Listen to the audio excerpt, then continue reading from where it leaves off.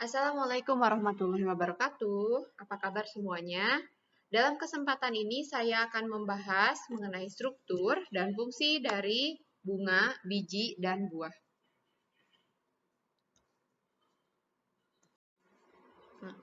Pertama kita akan membahas mengenai proses reproduksi pada tumbuhan. Nah, proses reproduksi pada tumbuhan ini dibagi dua bagian. Ada yang secara seksual dan aseksual. Kalau seksual itu menggunakan organ reproduksi, sedangkan aseksual ini contohnya organ vegetatif ya, atau menggunakan propagasi secara in vitro, misalkan kultur jaringan gitu ya, atau kita mungkin kalau di yang suka nanam tanaman reproduksi vegetatif itu ya, bisa dengan stek misalkan seperti itu ya.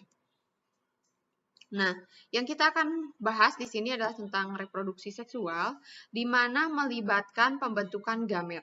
Ya. Jadi prosesnya namanya gametogenesis, baik sel telur maupun sperma di dalam gametofit. Jadi dalam tumbuhan itu biasanya ada dua, ya, ada dua macam sel reproduksi. Ya.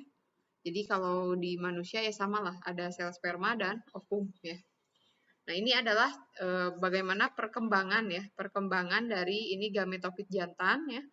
Awalnya dari mulai polen ya.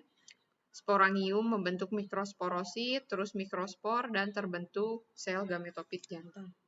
Sedangkan untuk alat reproduksi betinanya itu berasal dari ovul ya.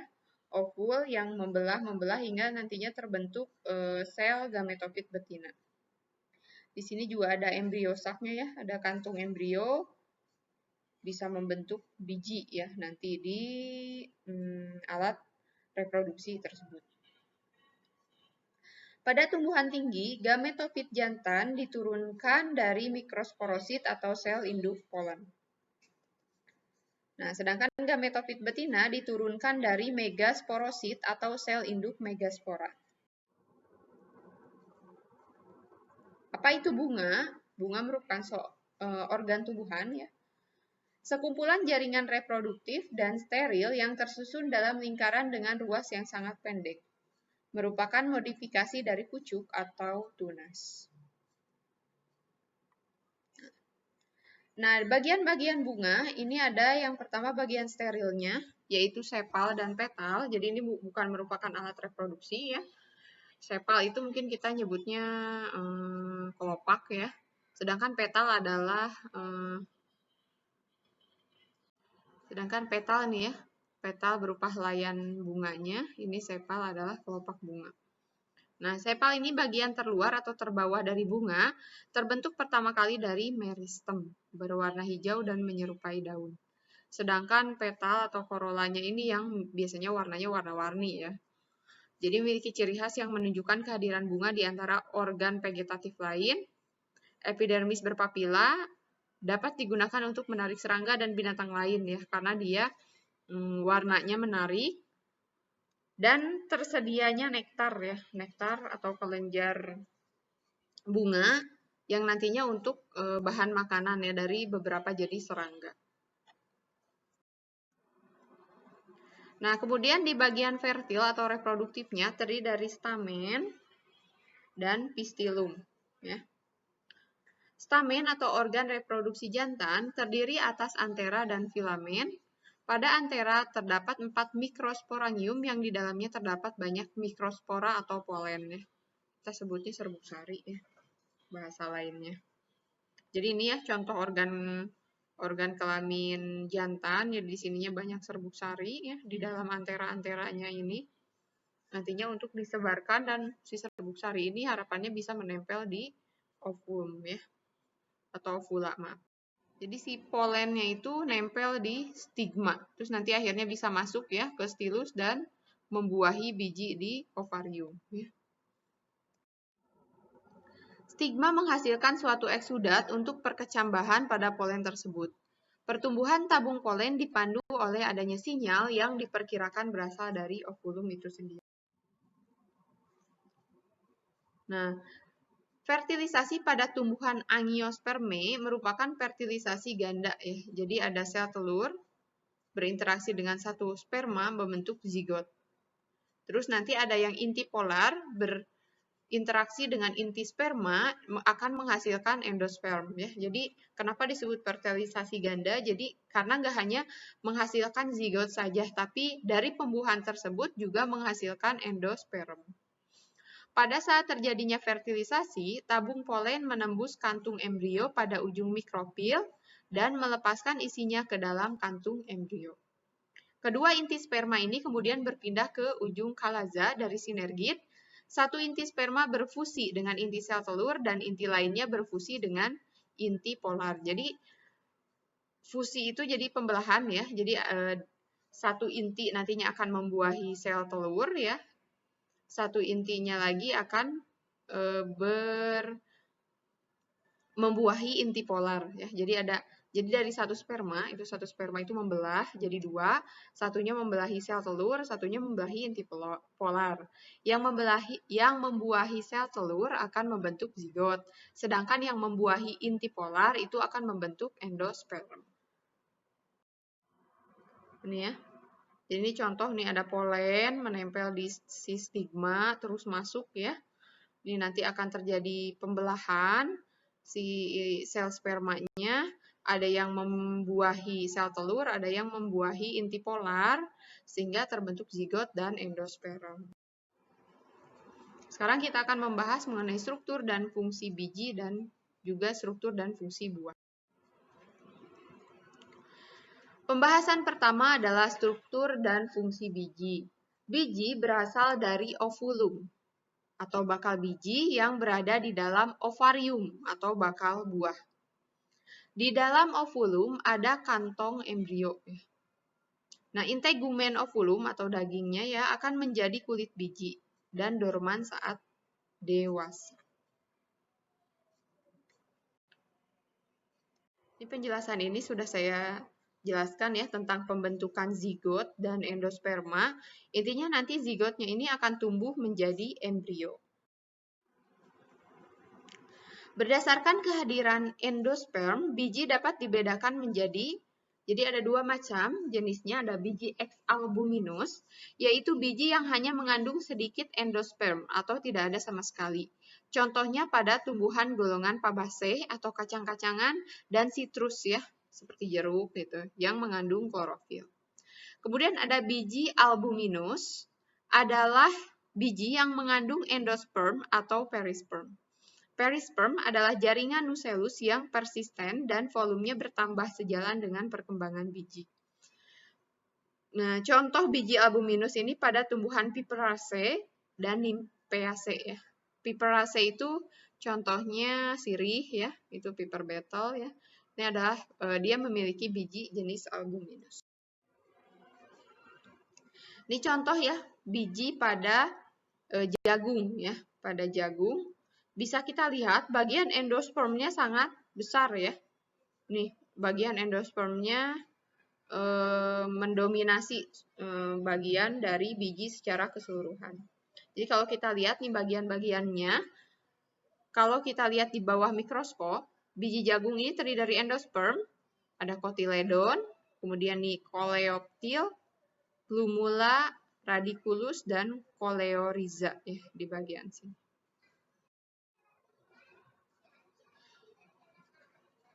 Ini ya, bisa kita lihat lagi di biji kacang-kacangan ya, di biji kita bisa lihat ya bentuk-bentuknya ada plumula, ada kotiledon juga. Terus nih ada bagian hilumnya ya kalau di kacang-kacangan. Nah, bagian-bagian biji, bagian eksternal atau luar yang pertama ada arilus, yaitu jaringan yang berkembang pada permukaan biji ya. Misalnya pada Duriozibetinus, arilus tebal berdaging. Untuk tanaman Nephelium lapaceum, putih berdaging, yang enak dimakan, contohnya di Myristica fragrans ya, ini di sini dicengkeh. Arilusnya berdaging kering dan berwarna merah.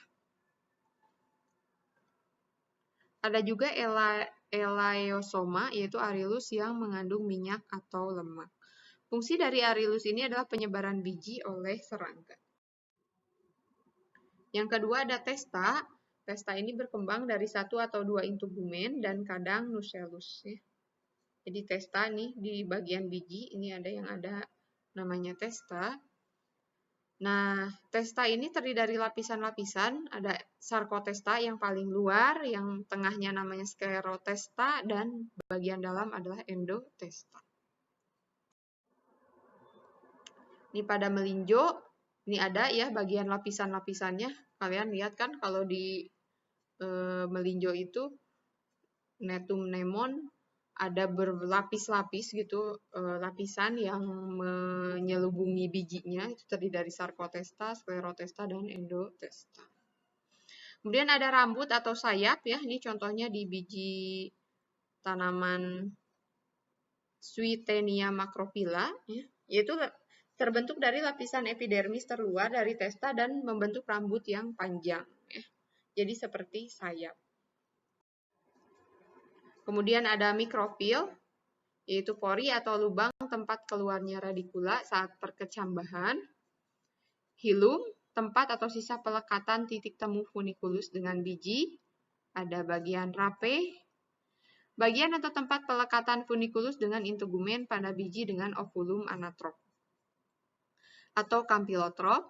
Dan ada karunkula. Karunkula itu tepi mikrofil tumbuh menjadi tonjolan lunak berwarna putih. Ya, bisa kita lihat ya bagian-bagiannya di sini, kotiledon, radikulus, hipokotil, plumula ya. Di sini tadi ada yang rape, hilum ya. Ini ya hilum, poin tempat pelekatan si kecambahnya ya. Nah, kalau kita lihat dari secara internal, yang pertama ada endosperm.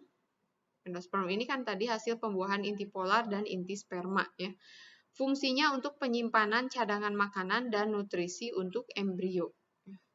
Ini contohnya di golongan Fabaceae, kacang-kacangan.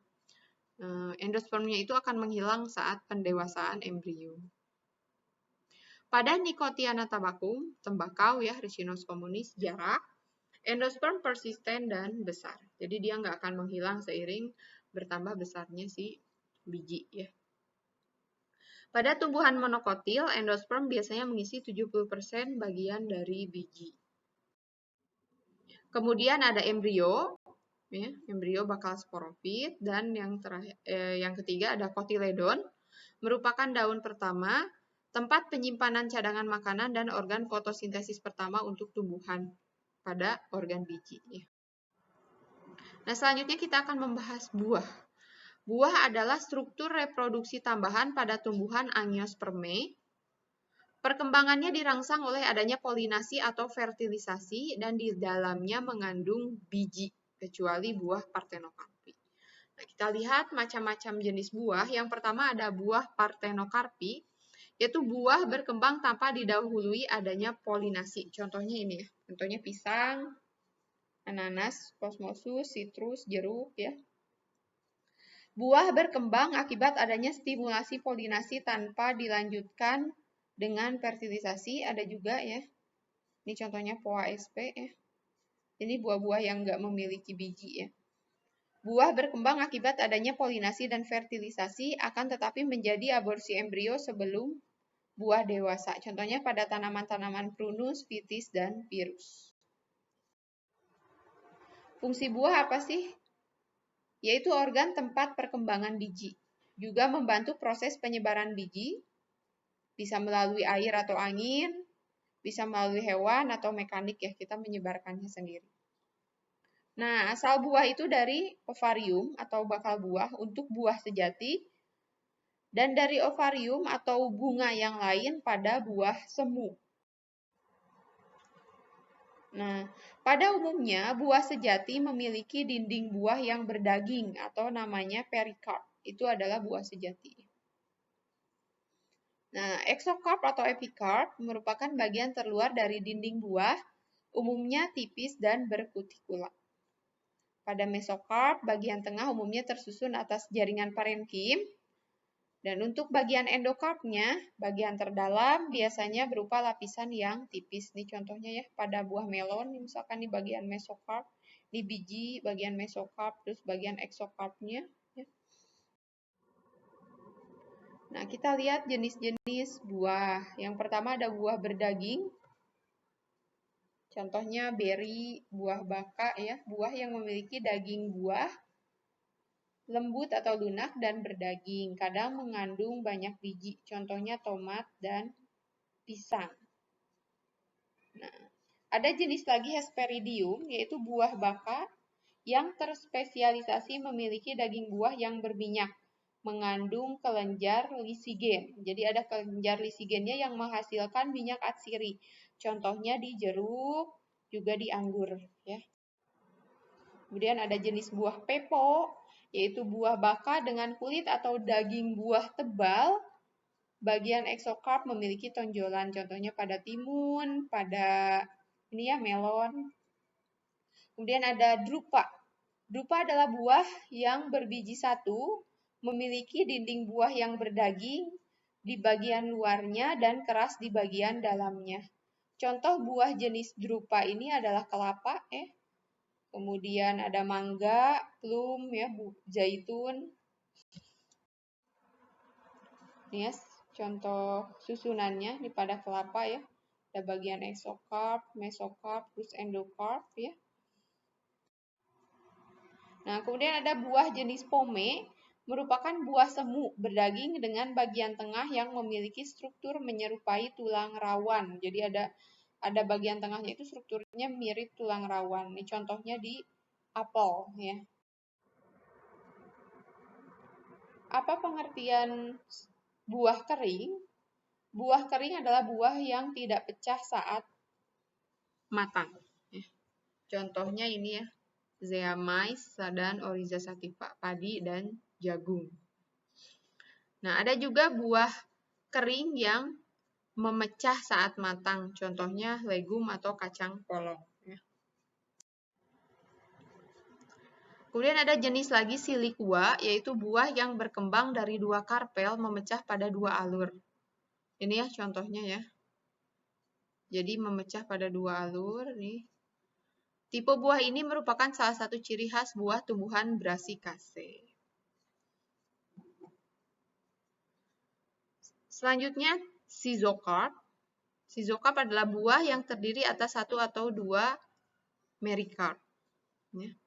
Masing-masing merikarp tersusun atas satu karpel. Pada saat buah matang, merikarp akan terpisah dan masing-masing terikat pada karpopor. Contohnya pada Cuniculus vulgaris. Ini kita lihat ya, tahapan pertumbuhan nih, contoh dari biji ya. Sehingga nantinya biji ini jadi bakal pertumbuhan organ-organ lainnya, jadi akar, batang, dan daun.